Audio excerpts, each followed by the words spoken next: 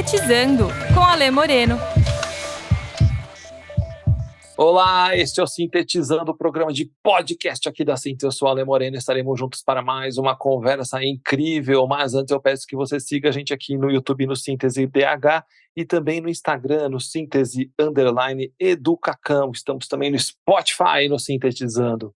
Hoje estou com ela, Thaís Birelli, a diretora da escola Wilson Prestes Miramontes, em Votorantim, São Paulo. A mulher que abriu as portas para o Instituto de Aprendizagem Solidária Dorcas Rodrigues.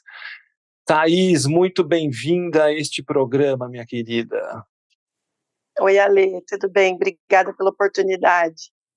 Eu que te agradeço. Ô, Thaís, eu sei que você está meio nervosa para gravar um podcast, mas está tudo bem, a gente vai só fazer uma prosa. A única diferença de um papo normal para um podcast é que a gente está gravando essa conversa e as pessoas vão ouvir. E só isso, no mais é tudo igual. Tá bom, eu queria tudo saber, bem. de boa. Ô, Thaís, quem é você? Me conta um pouco da sua história. Quem é a Thaís na fila do pão? Eu sou diretora de escola hoje, né? Eu fiz faculdade de educação física. A minha família é uma família da área da saúde, então, quando eu fui atleta, na minha adolescência, atleta de voleibol, e aí eu fiquei um tempo no ensino médio voltada muito a essa questão de será que eu vou ser uma atleta profissional de voleibol, né? E aí eu desisto da carreira de atleta e venho para a época de prestar vestibular. E aí eu falei, o que eu vou fazer, né? E prestei vestibular para educação física, fui para a universidade. Quando eu saí já na universidade, eu comecei a me encantar muito pela educação física escolar, era impressionante, parecia assim que a escola me chamava, né? Mesmo assim, eu saí, fui atuar na área de academia, de ginástica. Parece que, assim, era aquele conflito entre eu vou para a educação, eu vou para a área da saúde, né? Porque eu tinha essa característica na minha família da área da saúde, de alguma forma, academia, qualidade de vida me aproximava dessa característica da minha família. Mas aí, eu fiquei um tempo trabalhando em academia de ginástica e passei no concurso da Secretaria de Educação do Estado de São Paulo como professora. Comecei a trabalhar numa escola de zona rural, era 22 quilômetros da minha casa, fiquei lá por 4 anos, foi uma experiência muito, muito enriquecedora para mim, né? Todas as crianças eram transportadas, eram de zona rural, trabalhavam na colheita, e ó como as coisas já vão se conectando aí com a nossa história também, né? E aí, em 2010, e as pessoas falavam, Thaís, você tem característica de liderança, você devia ir para uma coordenação pedagógica, e eu sempre falava, meu lugar é aqui, né, na sala de aula, na educação física, era muito feliz fazendo isso, mas daí a gente começa a ter aquele comichãozinho, né, será que eu vou contribuir mais? Será que esse lugar vai ser um lugar onde eu vou avançar na minha carreira? Daí eu vou para a coordenação pedagógica em 2010, atuando na formação de professores, época que eu estudei muito, muito, muito, muito, porque é um baita desafio, né, para a gente trabalhar na formação de professores. Aí depois engravidei de gêmeos, Júlio e Pedro, né, no ano de 2015, e quando eu retorno à Secretaria de Educação, a gente sai da função, a gente retorna como professora, né, volto por uma experiência em sala de aula, muito grandiosa, maravilhosa, de 2 anos, numa escola de ensino integral em Sorocaba. Conheci muitas coisas, conheci o programa Ensino Integral, que eu já atuo como diretora, como professora. E daí, depois disso, em 2018, tem um concurso para diretor de escola, eu presto concurso e pude, graças a Deus, escolher a escola Wilson Prestes Miramontes. Como se a educação foi uma escolha para mim. Eu tive oportunidades e outras possibilidades durante a minha vida, diferente do que acontece, às vezes as pessoas, eu caí na educação por engano, eu caí na educação, que se transformam em ótimos profissionais também, mas não escolheram, né? Aconteceu. Comigo não, comigo foi um processo de escolha, conflituoso, como todos os processos de um adolescente, mas pude estar aqui agora atuando na escola Wilson Prestes como diretora de escola. Mas deixa eu voltar um pouco no tempo, só para ver como que era pequena a Thaís. Você agora é diretora Ah, de escola, mas essa menina era sapequinha, era CDFzinha, ela ficava ah, na frente, atrás. As câmeras vigiavam Thaís, ela ia para a sala da diretoria. não, não, eu era muito obediente, sou até hoje, né? Muito obediente, muito CDF. Meus pais sempre foram muito exigentes e a gente sempre foi encontrando esse lugar aí de compromisso e eu sempre fui muito CDF. Eu lembro que na minha escola eu estudei no colégio de freiras, estudei em colégio particular e nesse colégio de freiras a gente tinha cartões de honra ao mérito, né? E uma determinada média lá, se você tivesse todas as disciplinas, uma determinada média, você tinha o cartãozinho de honra ao mérito. E eu passei a minha educação todinha encontrando, em busca dos meus cartões de honra ao mérito. Sempre fui muito CDF, muito boa aluna. Então você não frequentou a sala da diretoria. Não, eu tive acho que Mas uma hoje, experiência. mas hoje você não sai dela, né?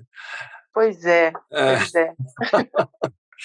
Ô, Thaís, me conta uma coisa, porque você traz aí na sua história algo que é muito, não sei se é recorrente, mas acho que você vive duas experiências. A primeira é, eu vou chamar de primeira, que é a ser professora, e outra que é ser gestora, que são dois papéis distintos dentro de uma escola, ou dentro de uma organização, qualquer que seja a organização. É, quais são as diferenças desses lugares que você vê que são muito evidentes? E eu queria também já emendar, pensar um pouco desse desafio de fazer gestão. Eu sempre penso, toda vez que eu vou, já na coordenação pedagógica e agora em diretora, quando eu vou gerenciar qualquer situação, eu sempre volto no meu lugar de professora. Eu gosto de fazer esse exercício empático sempre. Desde falar para eles, viu, a gente precisa fazer uma acessibilidade curricular para um determinado aluno de inclusão, eu volto a pensar como eu faria isso. Que lugar que é esse da professora que faria isso?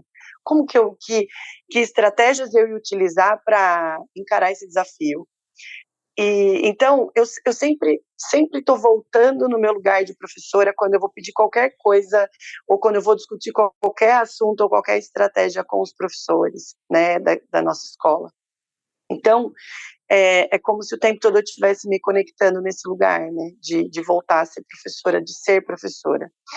E eu acho que a principal diferença é que você começa você precisa, no lugar da gestão, abrir um pouquinho o olhar para o contexto maior, né? Um contexto maior social, um contexto maior de comunidade escolar, né? Que dentro da sala de aula, enquanto professora, você tem uma conexão muito forte com os estudantes e também um reconhecimento. No lugar do reconhecimento também, eu vejo que o professor ele tem um lugar de reconhecimento muito grande que vem diretamente da fonte, que são os estudantes, né?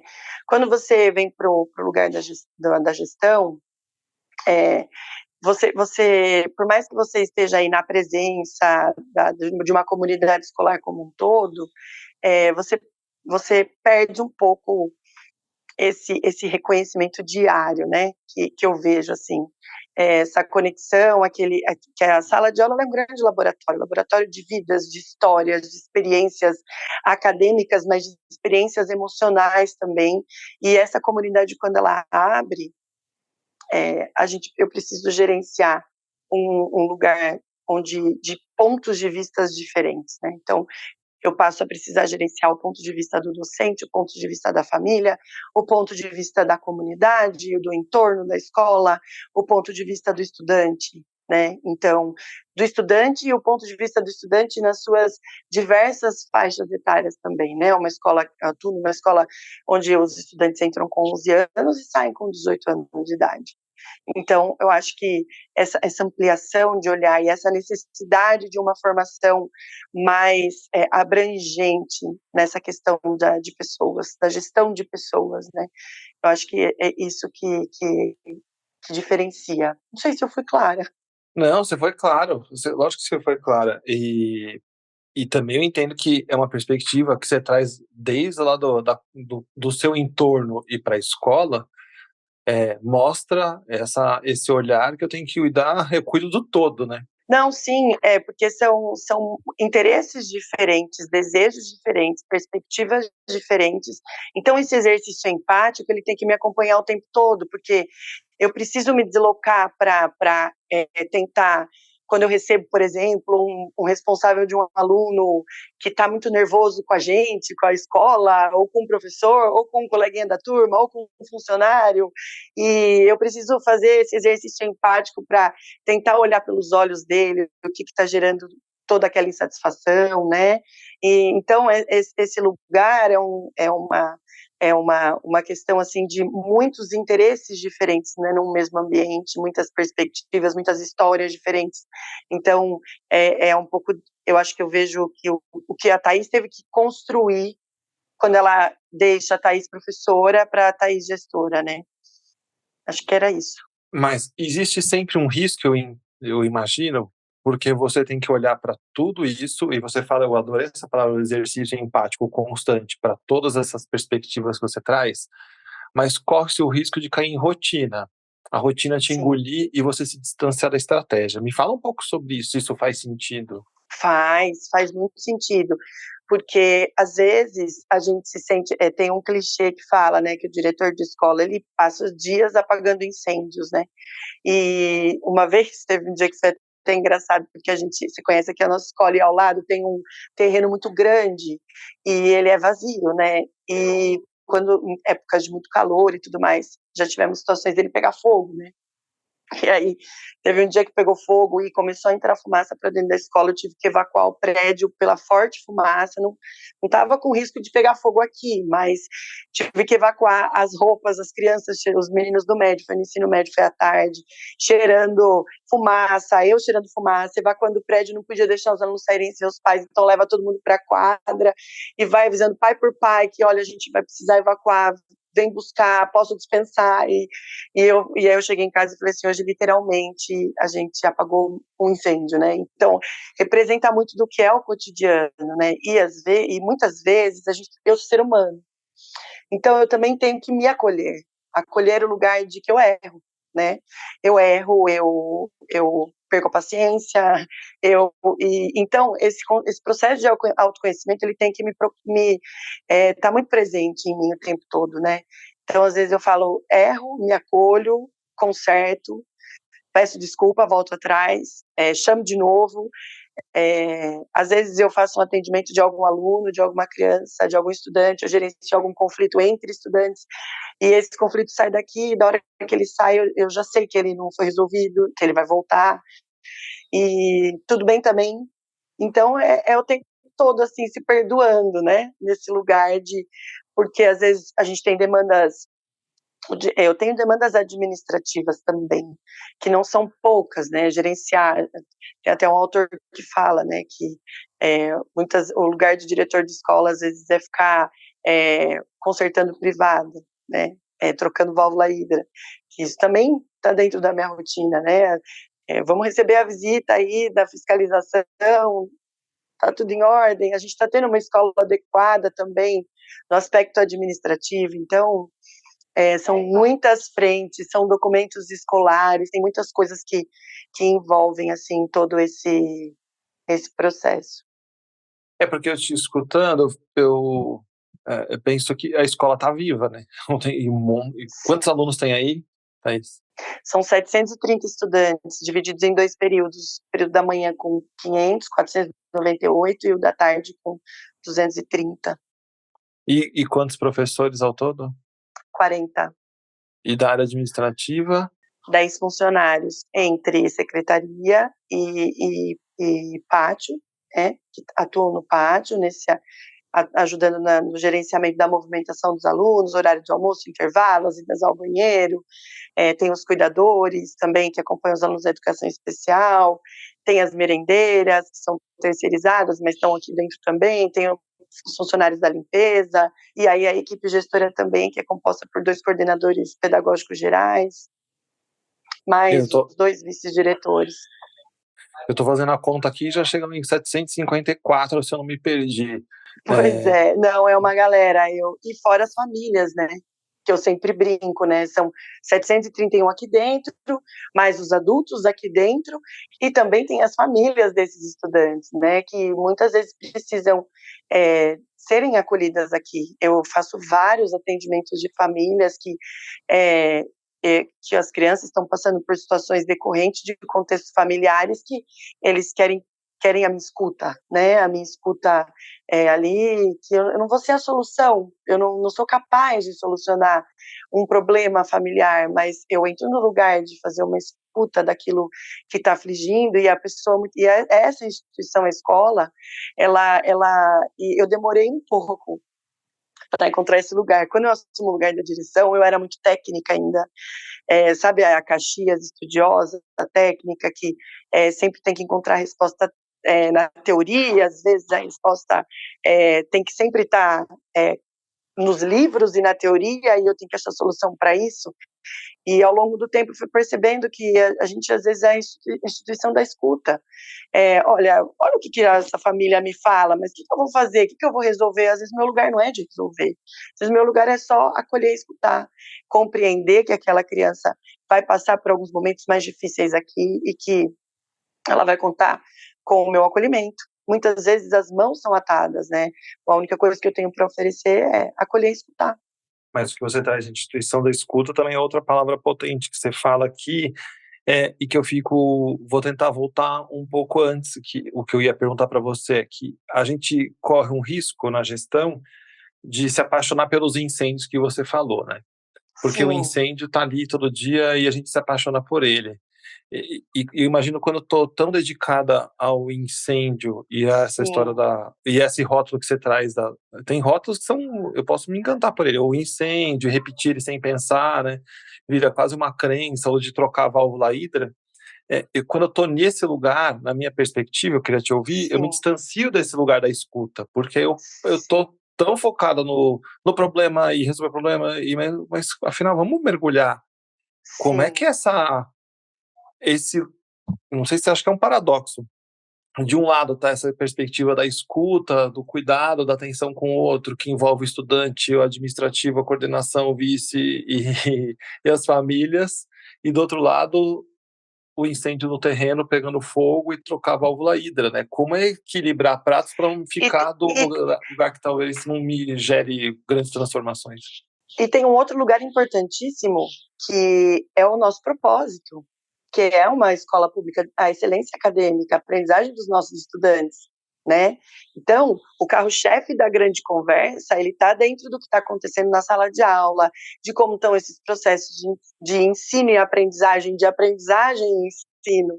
Como está isso acontecendo? Como que esse currículo oculto, como que esse currículo formal está acontecendo aqui dentro, né? Então, existe uma escola funcionando, existe um aluno precisando aprender, né? E aí tem esse lugar que é o primeiro lugar dessa conversa, né? Então, eu tenho pensado e tentado ser um modelo da escuta, onde mais ouvidos possam estar aqui dentro. E quanto mais eu consigo mobilizar as pessoas a entender que às vezes é só escutar e que todo mundo pode escutar, e formar a minha equipe nesse lugar, é onde eu sinto que a instituição passa a ficar mais fortalecida.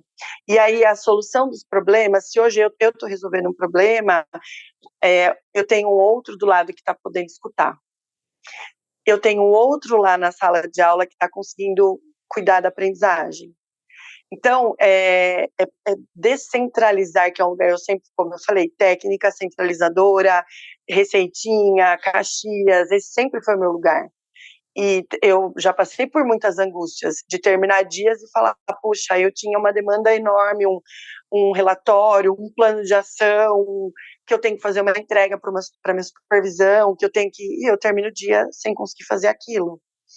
Então, eu comecei a entender que o lugar quanto mais pessoas escutarem, quanto mais pessoas entenderem que nós somos uma instituição do acolhimento, uma instituição da escuta, uma instituição da aprendizagem, uma instituição que resolve problemas também e que às vezes não tem solução para os problemas, a escola passa a ser esse lugar e não a Thaís. Mas esse é um papel, seu que eu tô entendendo, claro, de gestão, de essa descentralização é um movimento constante que vai para o professor, na sala de aula, de perceber aquilo que eu estou tão embebido às vezes, né, Thaís, no dia a dia, na rotina escolar, dentro da sala de aula, pensando no papel do professor, aula, Sim. troca de sala, outra aula, outra aula, Sim. e eu tô focado no que eu tenho que transmitir e corro o risco de perder de vista aquilo que importa, que é escutar Sim. o desejo do aluno, a necessidade do aluno, as vulnerabilidades que estão ali expostas. É isso que está me dizendo?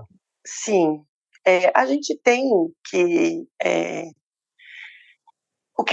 volta um pouquinho naquele lugar de que, assim, é um constante exercício de errar e acertar, né? Então, se hoje aquilo que é me imposto, aquela entrega, aquela rotina, aquela loucura, e vamos lá no lugar do professor. Hoje ele precisa dar conta de uma determinada revisão, porque a secretaria vai mandar uma avaliação e os alunos precisam ter um bom desempenho, porque a gente é cobrado em cima dos indicadores educacionais e a gente precisa apresentar esse resultado e tal. A gente o professor está mergulhado nesse lugar daquilo que ele tem que cumprir. Talvez nesse dia a escuta seja atropelada. Mas se ele tem a consciência, ou se nós, né, não só ele e o professor, nós gestores, mas se a gente tem a consciência de que a escuta é permanente aqui, ele pode não ter escutado ali, naqueles 45 minutos, mas da hora que ele saiu da sala de aula, ele está numa troca de aula, alguém passa por ele e fala, oi professor, como que você está? Posso te ajudar a carregar seu material e tal? E nesse percurso onde ele vai de uma sala para outra, aquele aluno que está carregando o material dele faz uma troca, oferece uma gentileza, ele agradece, há uma conexão emocional também. Então, como é vida, né? São pessoas, são vidas. Então, a rotina engole, mas se a instituição é consciente de que as emoções estão aqui dentro e que a gente não divide cognitivo de emocional, que a gente não divide o técnico das pessoas, ela passa a conseguir gerenciar com uma qualidade maior esses movimentos diários. E também se acolher quando não deu. Não deu hoje eu tenho vários dias que eu vou embora e falo, puxa, aquele estudante queria uma conversa comigo e eu não consegui ofertar. Amanhã eu volto lá. Você me procurou ontem e a gente não conseguiu se falar. Estou aqui de volta, já passou, você ainda quer falar? Então, acho que eu não tenho receita, mas eu acho que é isso. Eu acho que você... Não, você fez... Nossa, eu achei tão lindo tudo que você está falando, porque na verdade falando de eu estou entendendo que é quase uma rede de escuta e que também, em algum instante, eu posso não escutar, por alguma razão, mas eu posso ter a percepção de que não escutando. E se não escutei, como eu volto lá e resgato essa história e me conecto. Eu acho que todo mundo pode ter esse lugar. Inclusive, obviamente, o estudante, ter o ouvido, né? Sim. Que escuta o professor e que acolhe muitas vezes.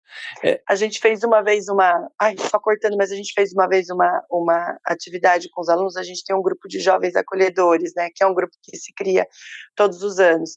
E a gente faz algumas ações na hora do intervalo, onde a gente põe mesinhas e vamos falar sobre isso. E coloca determinados temas, e esses acolhedores, esses jovens acolhedores, eles fazem o papel de escutar. Mas não, você não precisa dar conselho, você não precisa querer resolver o problema. Se você quiser, né, estabelecer um diálogo, dar uma dica de alguma coisa que você já passou e como você resolveu, bacana. Mas só ouvir, conte sempre comigo. Quando você precisar de alguém, você pode me procurar, que a gente pode conversar. Então, incentivar também a escuta nos estudantes, né? Depois de escutar tudo isso, eu queria perguntar uma coisa. Porque você traz nessa sua fala para mim quase como eu vou falar isso, vai tirando uma nuvem de uma perspectiva que existe, social provavelmente, da sociedade, de que a escola pública é um lugar, um depósito de gente e que tudo de ruim acontece lá. Sim. E eu vou falar primeiro a minha perspectiva. Quando eu vou para a escola, vou para a sua escola, já fui algumas vezes para ir, algumas dezenas, eu me encanto, porque primeiro que eu vejo uma potência naquele núcleo que existe na escola de troca, nos momentos culturais, então é incrível, né? A gente já conversou Uhum. sobre isso. No menino tocando violino, trompete, do outro fazendo teatro, Uhum. e da gente fazendo a história da horta, e mil outras possibilidades que rolam aí dentro, da história do cuidado com a temperatura do ambiente, do aluno preocupado de como ele diminui essa temperatura, estudando e pensando em perspectiva mais sustentável para a escola. É, eu quero que você te ouvir nessa ótica o que a sociedade diz sobre a escola pública e você, porque eu estou contando o que eu vi também aí dentro, que eu acho e eu tenho Uhum. tentado desmitificar quando eu encontro pessoas que vão Uhum. só dando porrada e falam assim, peraí, opa, você já foi? Você já visitou? Olha as Sim. potências, não olha só as questões, o copo vazio, né? Olha o copo cheio, Sim. quanta coisa bonita tem nesse copo cheio, porque todo lugar, não importa se é público ou privado, vai ter copo vazio, o cheio Sim. e o vazio. Me conte esse olhar aí, por favor, me fale um pouco dessa. Você trouxe a minha maior inquietação, é como é a minha luta pessoal, né, a minha luta enquanto ser social. Eu acho que o meu lugar é o lugar da defesa da escola pública e da luta pela escola pública de qualidade. Então, eu vejo que existe um interesse em sucatear a educação pública. Existe um interesse, até de quem está dentro da escola pública, dela, de que ela seja um espaço sucateado, porque dela é um espaço sem compromisso, é um espaço onde eu não preciso me comprometer com aquele processo, porque ele é um processo sucateado, ele é um processo ruim. A escola é péssima, a escola é horrorosa, a escola é pichada, a escola só tem marginal, a escola, nenhum aluno não está nem aí para nada. Então, essa generalização do processo da escola pública é exatamente o meu trabalho. Peraí, eu sou escola pública, eu não sou sucateada. Eu sou escola pública e eu me preparo todos os dias para estar aqui. Eu sou escola pública e junto comigo tem inúmeros profissionais extremamente qualificados, inúmeros estudantes extremamente dedicados. Então, a gente não pode generalizar a escola pública como um lugar onde só coisas ruins acontecem. Muito pelo contrário, a maioria das coisas que acontecem aqui são boas. A gente está falando de um espaço só de estudantes de 731, só estudantes. Quem gerencia um espaço desse se ele fosse um caos o tempo todo? Ninguém. A verdade é que aqui dentro acontecem muitas coisas boas. Aliás, a maioria das coisas são boas aqui dentro. A gente tem problema? Tem, como todas as instituições têm. A gente precisa muito de avanço na qualidade da educação pública, muito. A gente precisa de avanço em políticas públicas mais consistentes, muito. A gente precisa de mais formação aqui dentro, formação de profissional, de equipe gestora, de professores, muito. A gente precisa de muito, sim. A gente precisa de reconhecimento, valorização da sociedade, sim. A gente precisa, sim. Não estou dizendo que a gente vive um mar de rosas, tem muito a avançar. Mas se eu fico na lógica de que o espaço é sucateado e por isso eu não me comprometo com ele. É tão ruim que eu não vou me comprometer. E aí ele vai ficar em que lugar? Cada vez pior. Então, eu sou sim uma gestora que exige qualidade. Eu sou sim uma gestora que cobra os processos. Eu sou sim uma pessoa que entrego o meu melhor e quero que todo mundo entregue o melhor que pode. Eu não estou aqui de graça, eu recebo meu salário, eu estou aqui por escolha e eu vou fazer o melhor que eu posso por esse espaço. Então, eu acho que essa tem que ser a lógica. E a gente precisa romper com esse estigma de que escola pública é um lugar ruim, porque a escola pública tem muita coisa boa, e não é no Wilson Prestes Miramontes. Eu tenho os meus colegas diretores que a gente olha para o lado e a gente se encanta toda vez que a gente vai visitar, que vai conhecer um projeto, que vem um colega diretor mostrando uma boa prática daquilo que fez na sua escola, uma solução para problemas que está encontrando. Então, eu vejo que é um lugar, sim, um lugar rico, vivo, e que a gente tem que lutar fortemente por ele, e não colocar ele nesse lugar de que é um lugar sucateado, onde só coisas ruins acontecem, onde é um lugar violento, onde é pichado, onde... Não, não é. Vem conhecer, vem conhecer. Nossa, eu me emocionei aqui te ouvindo, de verdade, fiquei emocionado, porque eu compartilho com você, e por isso que eu estou aí, e por isso que eu tenho tentado fazer esse movimento também para abraçar a escola pública. 84% dos estudantes do Brasil estão em escola pública hoje, então Exatamente. o futuro desse país está claramente baseado na qualidade da educação da escola pública, não está em outro lugar. A transformação social desse país será alavancada quando a gente entender de fato o verdadeiro valor da escola pública, é, apoiar e aportar e ajudar com a educação de qualidade mesmo, que transforme, né? Me conta uma coisa, eu queria aqui falar um pouco, afunilar um pouco a nossa prosa aqui, para a gente já se direcionar para o final da nossa conversa, olhar um pouco sobre o projeto Horta, contar um pouco de como foi a Horta Sim. chegando aí dentro, porque aí e eu também posso trazer um pouco do que eu tenho aprendido com vocês, falar um pouco do Instituto. Me conta um pouco como que foi esse histórico, esse embarque aí com vocês. No gancho daquilo que a gente estava conversando, se a gente está em busca de uma escola pública para todos, de qualidade, mas a gente precisa que a sociedade entenda essa potência e o valor que tem a escola pública, eu acho que as parcerias, elas precisam estar dentro das escolas, né? Então, quando eu tenho, você começou falando de abrir as portas, é uma escola com as portas abertas para as parcerias, né? E quando a gente recebe a questão da horta, o projeto da horta e a potência que tem um projeto de horta, desde daquilo que desenvolve a aprendizagem dos alunos num contexto mais cognitivo, né, de conteúdos relacionados a esse projeto, né, que vem a matemática, que vem as ciências, né, que vem a química. A gente também encontra o quanto aquele ser único, né, as habilidades socioemocionais, as competências socioemocionais são desenvolvidas quando a gente pensa no cuidar de uma horta, né, e no trabalhar numa horta com outras pessoas que também cuidam dessa horta, que é o que traz o projeto. Eu vejo que quando o Instituto vem de uma forma mais intensa, né, que a gente começa uma parceria antes, escola com uma parte do Instituto que cedia as mudas, né, e um profissional que vinha até aqui para fazer uma oficina.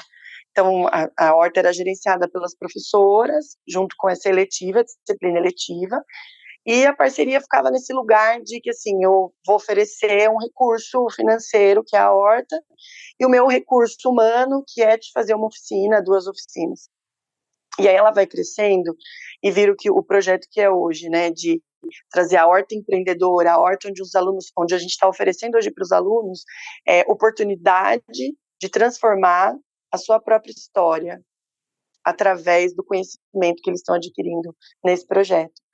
Aprendendo a empreender através da horta, né? Tudo que envolve o empreender e o quanto esses estudantes estão saindo capacitados daqui, né? Estão sendo capacitados para o mundo e para a vida. Então, o projeto ele vem encontrando um lugar cada vez mais assim de força aqui dentro da escola, mas acima de tudo de transformação, né? De transformação da própria história, né? Os nossos estudantes, eles, através do conhecimento, eles estão conseguindo encontrar caminhos para transformar a sua própria história. E tem sido muito emocionante, né, Thaís, tudo que a gente está vivendo com eles, assim, nesse processo todo.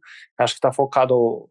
Claro que acho que é só um recorte de quando a gente pensa em todas as possibilidades da escola pública, mas é um recorte que eu escutei outro dia de um aluno dizendo de que ele passou a sonhar em ser empreendedor, de que isso não passava pela cabeça antes. E aí é tão legal escutar isso de um aluno que Muito. um sonho novo, sabe? Eu estou sonhando isso. E ele repetiu isso já mais de uma vez. Então isso mexeu com ele, mobilizou. Acho que é importante dizer para quem nos escuta que a horta, ela não é o fim, né? Ela é o meio para que os alunos aprendam em educação financeira, empreendedorismo e alimentação saudável nessa história toda, né? E Sim. eles montam empresas, e essas empresas são as hortas e os seus produtos, e o processo inteiro implica na vivência deles dos comportamentos do empreendedor, da perspectiva do planejamento, da gestão financeira, etc., até chegar no dia da culminância, o dia da venda. É mais ou menos isso, né, Thaís? Isso, isso. Os estudantes, eles passam pelo projeto, onde o produto que eles vão produzir é a horta. E aí, como que eles vão comercializar esse produto e todo o percurso que eles têm que fazer até chegar nesse lugar. E então, o aprendizado é interessante porque, assim, vai muito além, traz detalhes daquilo que a gente costuma ver, né?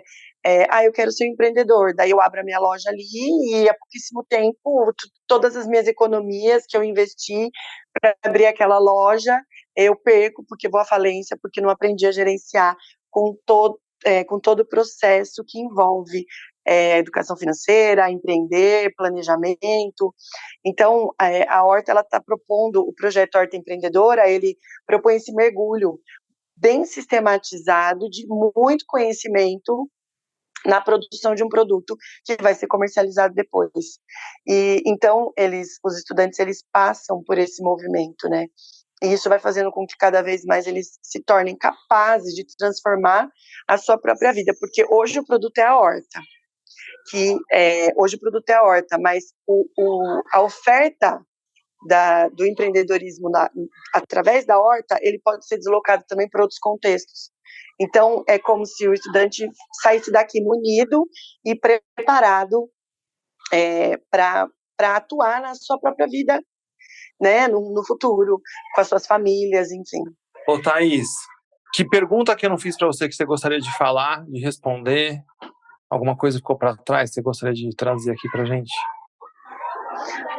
Sei, eu acho que foi bacana, eu acho que a gente conversou daquilo que é o principal, o essencial, né, que é esse propósito, a criançada passando aqui, estão indo para uma atividade lá nos banquinhos, aqui fora, um novo espaço que foi criado aqui. Eu acho que quando você traz os dados, né, que 84% dos estudantes do nosso país, em idade escolar, estão dentro da escola pública, a gente precisa olhar com muito cuidado para a responsabilidade que a gente tem aqui dentro e o quanto a gente tem que se comprometer com a educação. A gente, enquanto sociedade, né, as famílias, o entorno, a comunidade, e trocar esse clichê, né, de que a solução é a educação, e o que a gente está fazendo por ela, né? Quando a gente recebe o Instituto aqui, e todas as possibilidades, porque o Instituto não é só a horta. O Instituto aqui dentro da escola, eu já tive oportunidades de mentoria, eu já tive oportunidades de formação para professores, eu já tive oportunidades de olhar externo de coisas quando vocês nos trazem possibilidades, oportunidades, novas conexões, de olhar o mundo através da perspectiva do olhar estrangeiro também. E a gente precisa desse olhar, porque talvez as rotinas que a gente conversou no caminho, às vezes a gente precisa de alguém, viu, isso aqui, você sempre fez isso aqui assim, será que é a melhor forma? Você já tentou de outro jeito? E a gente, às vezes, o Instituto, ele representa tudo isso. O Instituto tem um papel importante para mim, enquanto gestora, que é esse lugar mesmo de abrir as portas e de aprender com o outro, aprender com as possibilidades que a gente tem, né? Então, eu acho que é isso. Eu te agradeço muito por ter nos escolhido. Eu acho que é uma oportunidade muito grande para a escola. Eu agradeço todas as possibilidades que o Instituto já propôs aqui de formação docente, da minha própria formação com mentoria, já tive oportunidade de mentoria através do Instituto,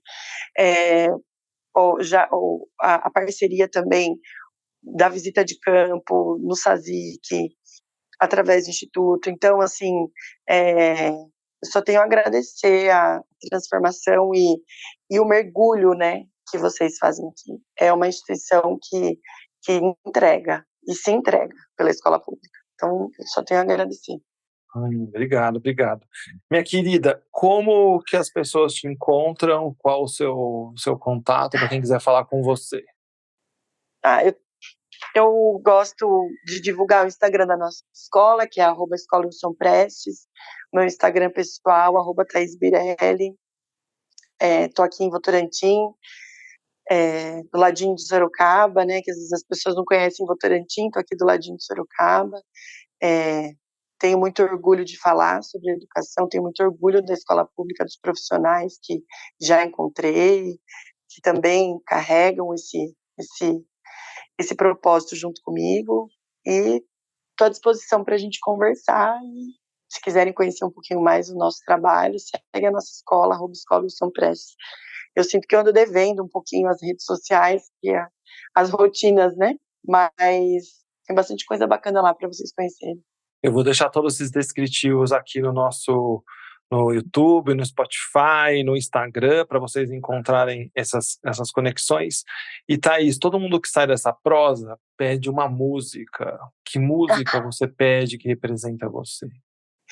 Eu gosto muito do Lulu Santos, daquela música que eu vejo um novo começo de era, de gente fina, elegante e sincera. Você quer cantar, dar uma palhinha ou vai deixar passar? Tá louco, pelo amor de Deus. Não posso pagar mais esse mico, né, Ale? Pelo amor de Deus, né? Thaís, eu quero dizer que foi uma honra incrível conversar com você, te ouvir esse seu amor pela escola pública e tudo que você transpira, transborda com relação à educação faz toda a diferença para todos que estão aí, e para todos que estão do lado de fora também. Eu não tenho dúvida de que esses jovens todos sairão daí diferentes. E diferente que eu estou dizendo com essa visão diferente de bom, né? Não diferente de pior, diferente de melhores pessoas, melhores humanos, porque acho que se eles viverem minimamente a questão que você propõe, que você traz e que você age, que é a questão da escuta, já serão pessoas melhores, né? Então acho que isso está no DNA aí. Tomara. Não, vão sim. Então, quero te agradecer muito, foi um programa delicioso mesmo. Para quem quiser conhecer a escola, por favor, siga a escola no Instagram, a Thaís também. Eu vou deixar os contatos, como eu já disse, e também siga o Instituto, @Instituto Dorcas Rodrigues, que a gente está fazendo esse trabalho lá com a pedagogia da horta, e outras ações já temos também. E também, obviamente, esse programa é um programa da Síntese, então, por favor, siga @síntese_educacão no Instagram, também estamos no Spotify, no Sintetizando, no Deezer, em todas as redes que distribuem podcasts Brasil e mundo afora. Então, Thaís está em ondas curtas, longas e médias no mundo todo. E estamos também no YouTube, no Síntese DH. Ficamos agora com o Lulu Santos. Oba! Eu vejo um novo começo de era. Vai, Thaís. De gente fina, elegante, sincera, com habilidade. Pra vai dizer cantar? mais sim do que não. Aí, boa. Valeu, beijo. Obrigada, Não vai embora. Lê. Beijo, obrigado. Elegante, sincera, com habilidade, pra dizer mais sim do que não.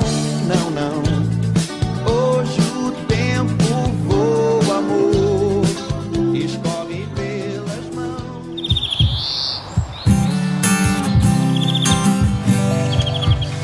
Sintetizando com Ale Moreno.